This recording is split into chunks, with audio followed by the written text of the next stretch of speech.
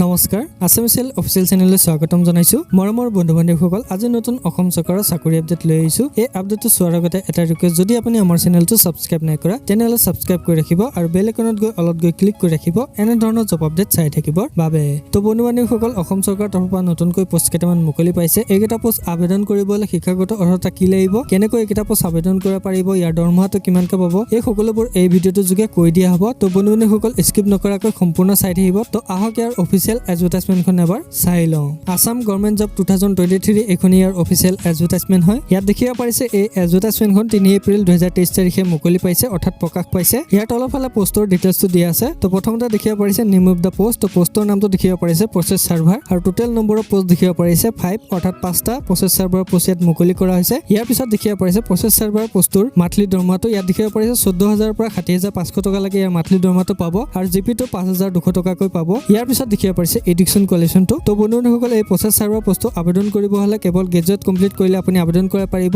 অৰ্থাৎ BA BCom BSc complete কৰা সকলোবোৰ কেণ্ডিডেটে এই পোষ্টটো আবেদন কৰিব পাৰিব ইয়াৰ পিছত দেখিব পাৰিছে এই পোষ্টটো কেটেগৰী ওয়াইজত ভগাই দিয়া হৈছে ইউআৰ অৰ্থাৎ সকলো কেণ্ডিডেটৰ বাবে 3টা পোষ্ট মুকলি কৰা হৈছে ওবিসিৰ বাবে এটা পোষ্ট মুকলি কৰা হৈছে এসটিবিৰ বাবে এটা পোষ্ট মুকলি কৰা হৈছে ইয়াত দেখিব পাৰিছে টোটেল 5টা পোষ্ট মুকলি কৰা হৈছে ইয়াৰ তলফালে দেখিব পাৰিছে টাৰ্মছ এণ্ড কণ্ডিশ্যনসমূহ দিয়া আছে তো প্ৰথমতে এজ লিমিটটো দেখিব পাৰিছে 18 পৰা 40 বছৰলৈকে আপুনি এই পোষ্টটো আবেদন কৰিব পাৰিব যদি আপুনি এসসি এসটি কেণ্ডিডেট হয় তেনেহলে 5 বছৰ টিকটো পাব অৰ্থাৎ 45 বছৰলৈকে আপুনি আবেদন কৰিব পাৰিব যদি আপুনি ওবিসি এমবিসি কেণ্ডিডেট হয় তেনেহলে 3 বছৰ টিকটো পাব অৰ্থাৎ 43 বছৰলৈকে আপুনি আবেদন কৰিব পাৰিব ইয়াৰ পিছত দেখিব পাৰিছে হাউ টু এপ্লাই তো বন্ধুসকল এইকেইটা পোষ্ট কেনেকৈ আবেদন কৰিব পাৰিব তো বন্ধুসকল এইকেইটা পোষ্ট অফলাইন জৰিয়তে অৰ্থাৎ ষ্টেণ্ডাৰ্ড ফৰ্ম ফিল আপ কৰি আপুনি আবেদন কৰিব লাগিব এই ষ্টেণ্ডাৰ্ড ফৰ্মখন আমাৰ ভিডিঅ'টোৰ ডিসক্ৰিপচনত দিয়া থাকিব তাৰ পৰা ডাউনলোড কৰি প্ৰিন্ট আউট ওলাই ভালদৰে ফৰ্মখন ফিল আপ কৰি লগত ডকুমেণ্টছসমূহ গাঁঠি দি পেলাই আপুনি আবেদন কৰি ল'ব পাৰিব তো বন্ধুসকল যেতিয়া আপুনি আবেদন কৰিব তাৰ লগত কি কি ডকুমেণ্টছ দিব লাগিব তো প্ৰথমতে দেখিব পাৰিছে এজ প্ৰুফৰ সাৰ্টিফিকেট আপুনি দিব লাগিব তাৰ পিছত এডুকেশ্যন কোৱালিফিকেশনৰ সাৰ্টিফিকেট আৰু মাৰ্কশিট এই সকলোবোৰ দিব লাগিব তাৰ পিছত ভ্যালিড এমপ্লয়মেন্ট এক্সচেঞ্জ এছ'চিয়েশ্যনৰ সাৰ্টিফিকেটখন আপুনি দিব লাগিব আৰু যদি আপোনাৰ লগত অৰ্ডাৰ কোৱালিফিকেশন আছে তেনেহলে অৰ্ডাৰ কোৱালিফিকেশনৰ সাৰ্টিফিকেট আপুনি দিব লাগিব তাৰ পিছত দেখিব পাৰিছে 3 কপি পাছপোৰ্ট সাইজ ফটো আপুনি গাঁঠি দিব লাগিব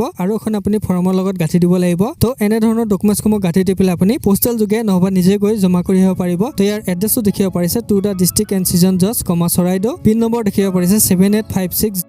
এই এড্ৰেছত আপুনি পোষ্টেল যোগে আবেদন কৰিব লাগিব নহবা আপুনি চৰাইদেউ ডিস্ট্ৰিক্ট এণ্ড সিজন জাজ অফিচত গৈ জমা কৰি আহিব পাৰিব তো ইয়াৰ পিছত দেখিব পাৰিছে যেতিয়া আপুনি এইকেইটা পোষ্ট আবেদন কৰিব তাৰ ইনভেলপ অৰ্থাৎ চিঠিৰ খামখনত application for the post of process server বুলি লিখি মেনশ্যন কৰি দিব লাগিব ইয়াৰ পিছত দেখিব পাৰিছে যেতিয়া আপুনি এপ্লিকেশ্যনখন ফিল আপ কৰিব তাৰ লগত কন্টেক্ট নম্বৰ অৰ্থাৎ মোবাইল নম্বৰ আৰু ইমেইল আইডিটো দিবলৈ নাপাৰিব এটো খুবেই ইম্পৰ্টেন্ট হয় ইয়াৰ পিছত দেখিব পাৰিছে ইম্পৰ্টেন্ট ডেটটো অৰ্থাৎ লাষ্ট ডেটটো দেখিব পাৰিছে 2/5/2023 অৰ্থাৎ 2 মে 2023 তাৰিখে ইয়াৰ লাষ্ট ডেট হ'ব তো বন্ধুসকল যদি আপুনি এইকেইটা পোষ্টৰ ইন্টাৰেষ্টেড হয় তেনেহলে 2/5/2023 আগে এইকেইটা পোষ্ট আবেদন কৰি ল'ব লাগিব ইয়াৰ পিছত দেখিব পাৰিছে সিলেকশন প্ৰসেছটো তো বন্ধুসকল এই প্ৰসেছ সাৰ্ভাৰ পোষ্টটো কেনেকৈ সিলেকশন কৰা হ'ব তো ইয়াত দেখিব পাৰিছে প্ৰথমতে ৰাইটেন এক্সাম হ'ব ৰাইটেন এক্সামটো 100 মাৰ্কছৰ ৰাইটেন এক্সাম থাকিব তাৰ পিছত আপুনি ভাইবা অৰ্থাৎ ইন্টাৰভিউ দিব লাগিব তো বন্ধুসকল এই ৰাইটেন এক্সামৰ সিলেবাসটো দিয়া আছে অৰ্থাৎ সাবজেক্ট কেইটা দিয়া আছে English general awareness mathematical ability aptitude and Assamese এইকেইটা সাবজেক্টৰ ভিতৰত আপোনাৰ ৰাইটেন এক্সাম আহিব অৰ্থাৎ এইকেইটা সাবজেক্টৰ আপোনাৰ 100 মাৰ্কছৰ ৰাইটেন এক্সাম আহিব এই ৰাইটেন এক্সাম দিয়াৰ পিছত আপুনি ভাইবা অৰ্থাৎ ইন্টাৰভিউ দিব লাগিব তো বন্ধুসকল এই ৰাইটেন এক্সাম কেতিয়া পতা হ'ব আৰু ইয়াৰ ইন্টাৰভিউ কেতিয়া পাতিব